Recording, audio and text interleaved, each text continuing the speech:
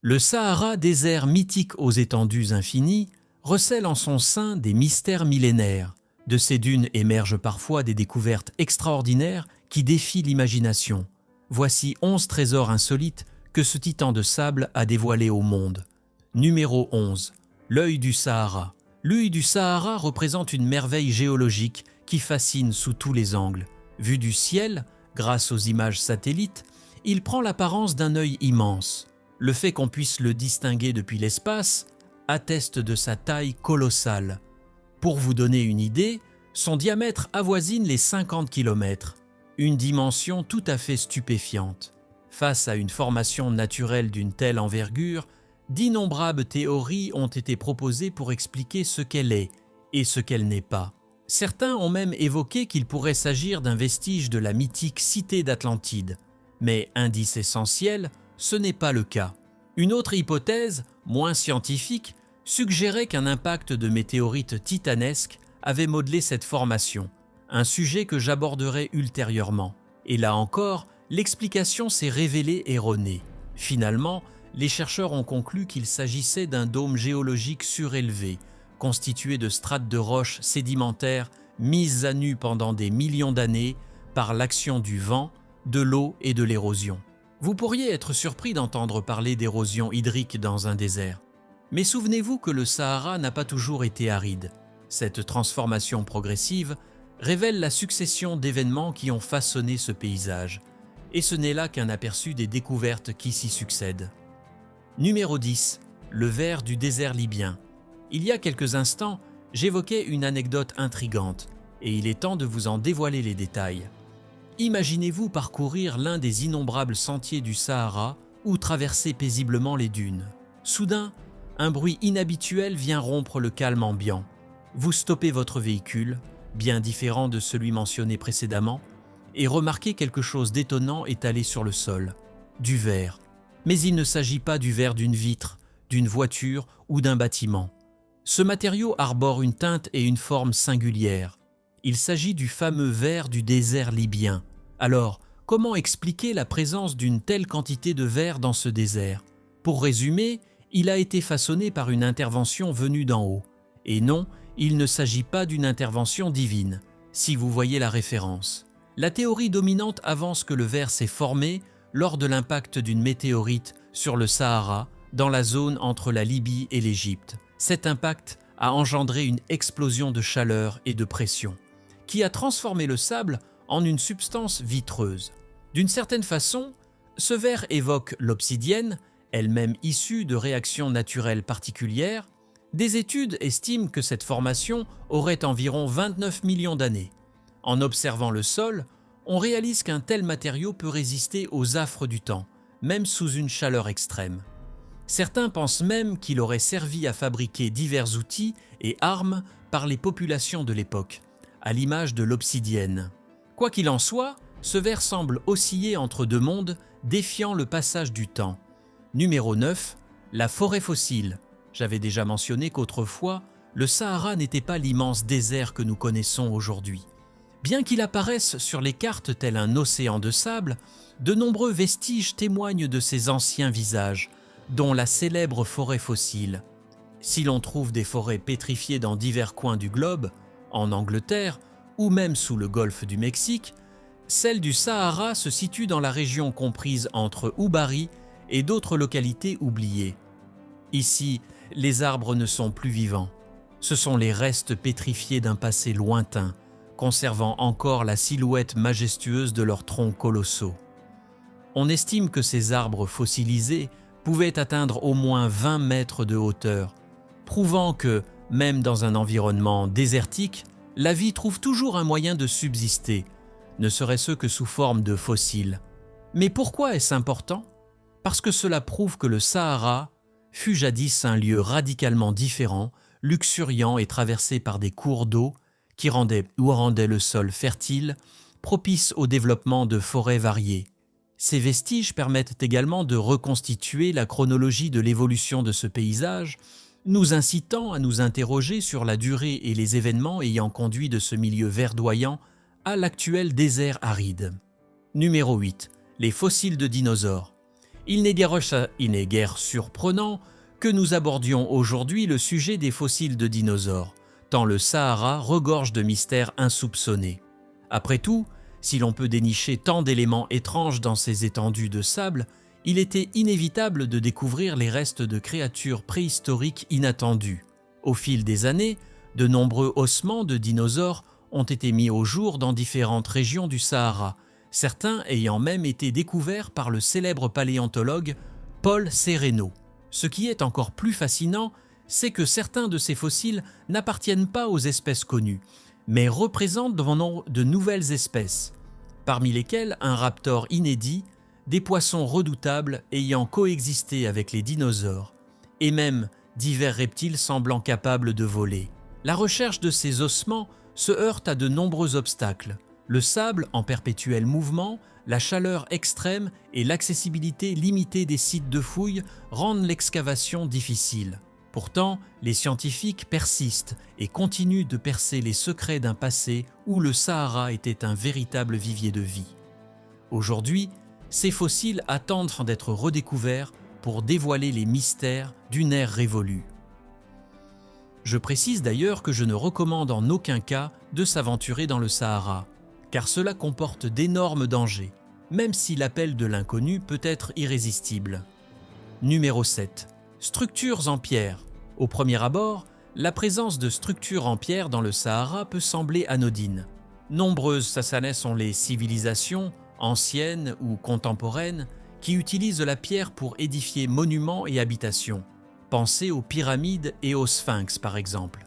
Cependant, en 2019, des archéologues ont mis au jour une découverte étonnante dans l'ouest du Sahara.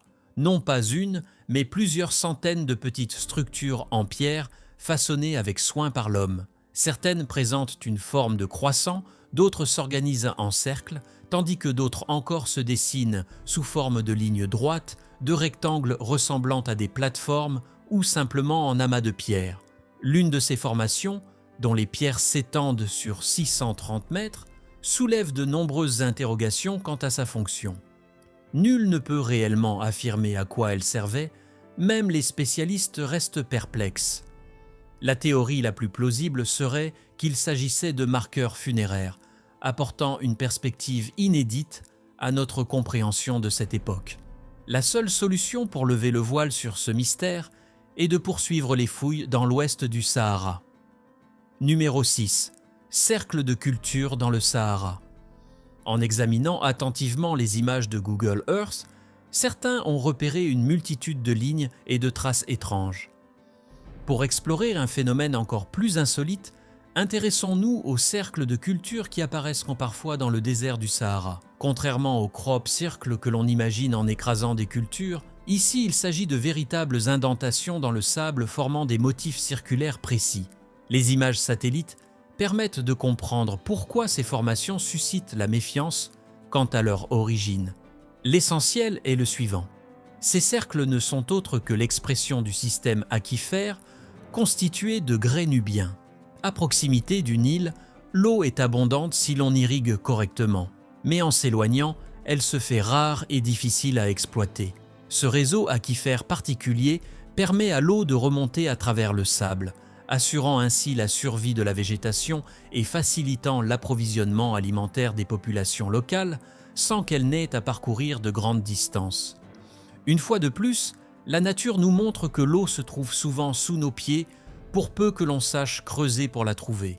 Numéro 5. Bateaux funéraires. Les rites funéraires varient d'une culture à l'autre et il existe d'innombrables manières d'honorer les défunts.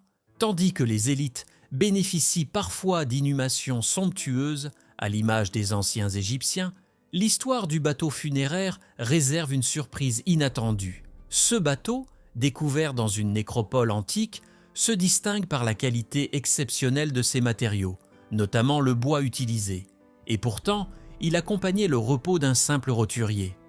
Ces tombes appartenaient pourtant à l'élite de la première dynastie de l'Égypte antique, ce qui soulève la question: pourquoi un individu d'origine modeste reçoit-il un traitement funéraire aussi prestigieux avec un bateau destiné à le conduire dans l'au-delà?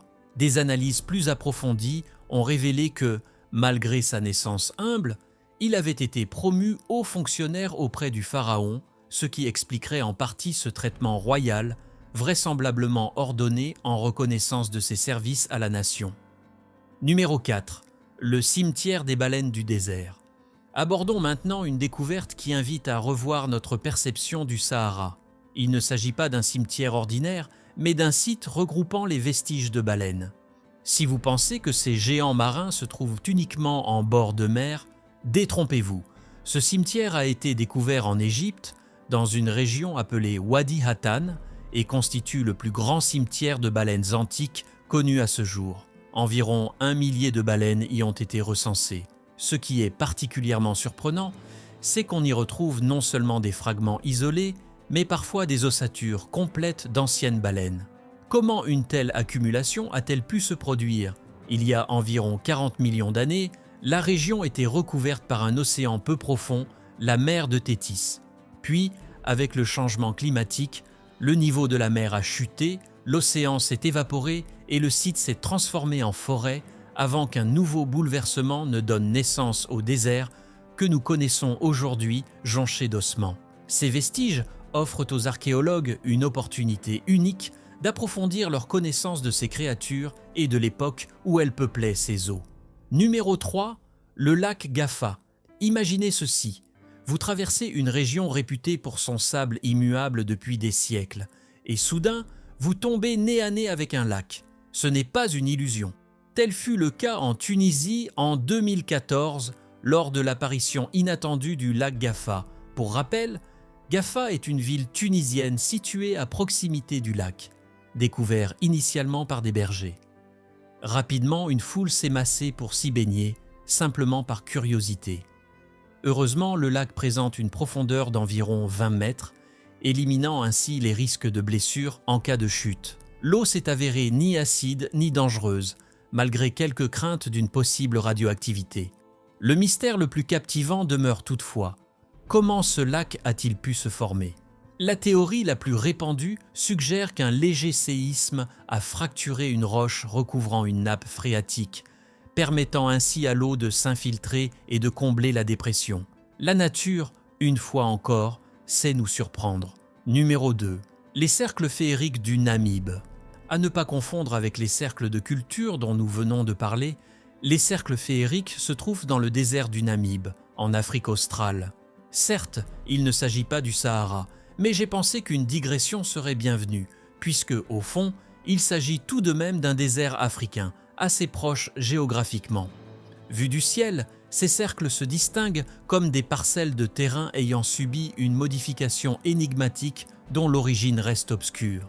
Le mystère s'accentue du fait que ces formations apparaissent à plusieurs endroits du désert. Alors, comment l'expliquer? La vérité est que rien n'est établi de manière définitive.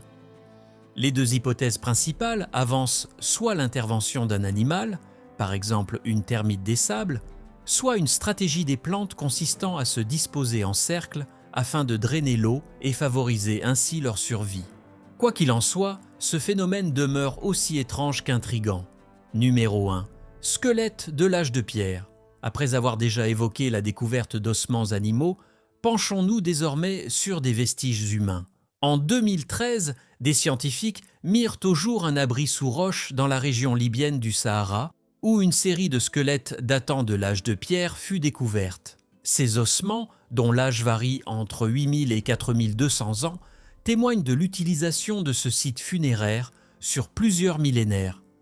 Fort heureusement, le site était resté intact, permettant la conservation de 20 squelettes, dont la majorité appartenaient à des femmes et à des enfants. Cette découverte offre un éclairage précieux sur la manière dont les populations de l'âge de pierre, et même d'époques antérieures, vivaient dans des régions telles que le Sahara.